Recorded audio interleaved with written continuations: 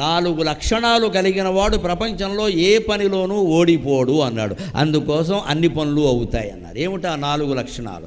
ధృతి, దృష్టి, మతి, దాక్ష్యం. ఇప్పటికి కూడా ఉపయోగించేవి ఈ 4. కాగితం మీద రాసుకుని మనలో ఉన్నాయా లేదా చూసుకోవాలి. ముందు ధృతి, ధైర్యం ఉండాలి. ప్రతిదానికి భయపడుతూ ఉంటే ఏ పని చెయ్యలేవు. యథవ ప్రాణం ఎప్పుడైనా పోయేది. కొన్నింటికి తెగించాలి.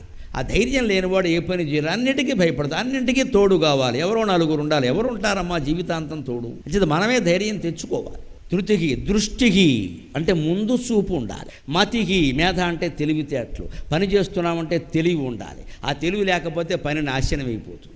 లేకపోతే మందకొడి మనుషులం అయిపోతాం ఖచ్చితంగా. తెలివితేటలతో ఆలోచించాలి. దాక్ష్యం అంటే సమర్థత. అసమర్థుడైన వాడు ఎప్పుడూ ఏ కార్యాన్ని సాధించలేడు. ధృతికి, దృష్టికి, మతికి, దాక్ష్యం. ఈ 4 లక్షణాలు ఉంటే హనుమంతుల్లా మనం కూడా పనులు సాధిస్తాం.